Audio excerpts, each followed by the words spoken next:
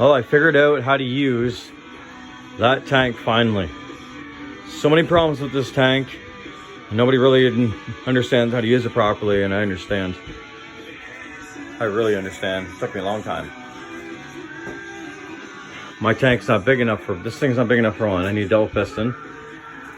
It does keep the pressure to a certain point.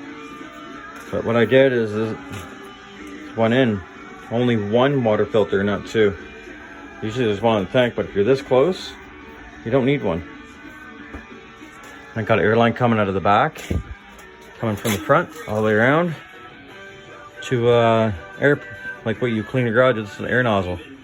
That way you can have your foot pedal. Watch. Listen to this. That pushes the sand all the way up. And then I play with this one. There's two. One's a good one, one's a bad one where you can play with the velocity level. You need two. This one's always gonna wreck, so when you buy a new one, you put this one here. This one will slow this one down from destroying.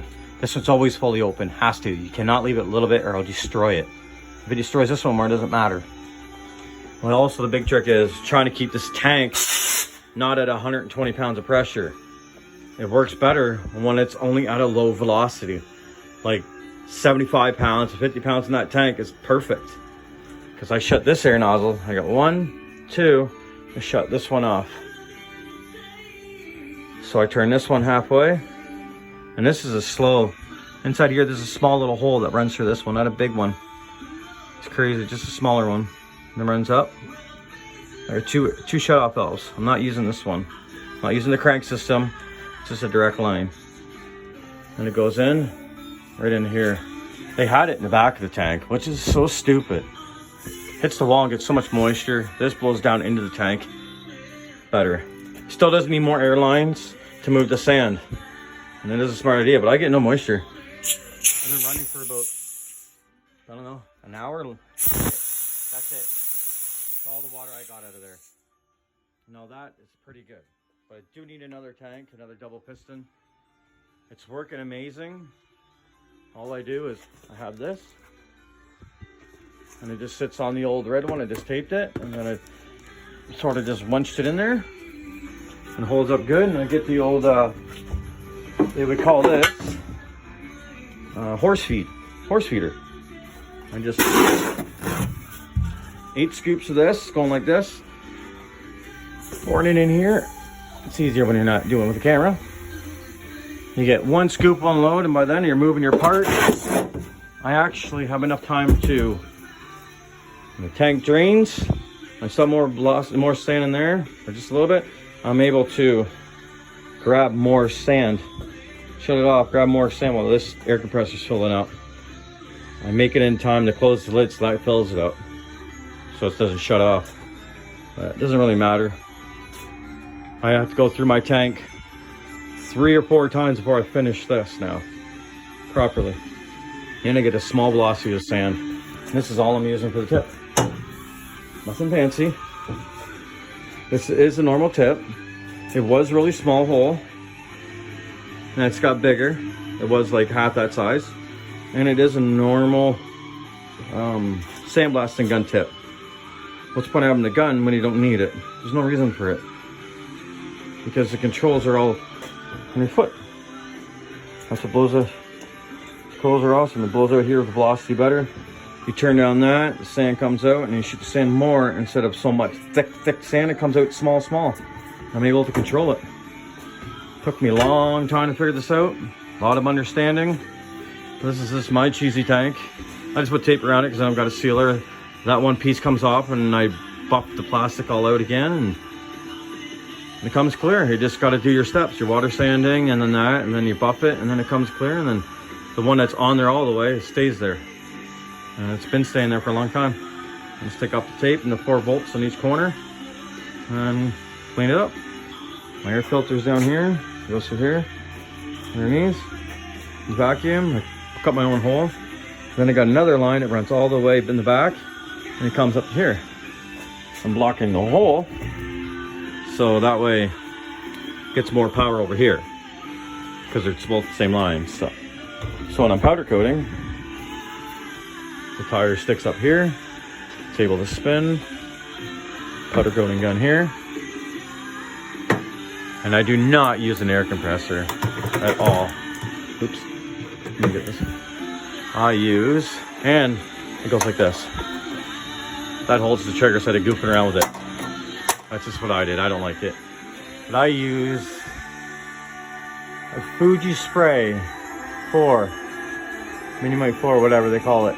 And that gives low air velocity, and all you need is just a little bit. No moisture. It's impossible to get moisture in there. It does not. I can run this thing for 8 hours, and it does not. The hose gets warm, but no moisture comes out of it. We're using only a 120 instead of using that spits out water. People need to use this, because all I did was this. That's it. Put my own connector. Solder this, and that's the line, and it comes off, and it's just that much air. Barely any air. And then you can play with it as you're doing it, shaking it around. It's amazing. I got Eastwood dual voltage. I like everything on high voltage. And when you know you have good power, you can actually hear the static in your gun before you even touching come near it. You can. That's awesome. I mean, it's good grounding, good power. But this is my new setup. That sucks it out. I block that with this. Take this, goes over, throw it in the hole. And then with the vacuum, next goes around, goes inside, and the vacuum holds it shut. And then all the power comes from here for the powder coat. And then I take either one out, right? That's it. Shot back's great. So, yeah, that's my setup. It's working good. I gotta make a new one, a stand-up one, with my other steel, and get some longer arms because I can only reach so far. I need double gloves. I'm gonna cut the handles and make it better. But need a foot pedal, low air, and you need to play with that sand in the back, and you need 2 nozzles so you can play with the one, no matter what. And if you have a crank to turn the air down, that's even better than what I'm doing with these 2 nozzles. But eventually you have to turn it up to play with that one and this one. But it works better like this. It's so close, I can't fall. Yeah, right. I got it jammed inside here. I got it hedged over here, and you're not moving this table. And I got it pinned between here, stapled, and you ain't getting that off. So, it's better in the air, because you need more room. And keeps that moisture off, and I've had no water problems. None. Since I've done it this way, or my whatever people call it. But that's just a cheesy foot pedal, because I want to see if it works. It works. So, thanks everybody online. No, yeah, sorry, there's only one more thing. I stuck something up in the shaft that has holes in it, like a pipe. So it collects the sand better. That's the big key. It will never clog up since I got a shaft up there. It's like a rod, a hollow rod with holes in the side. Pounded into that top bolt that screws in. And that gives it more than just one solid base. It gives it air to suck in everywhere. And wow, what a difference to the world. And if anybody's wondering what I'm talking about, I can post a picture on it or a video about it. Thank you. Peace. What a blast.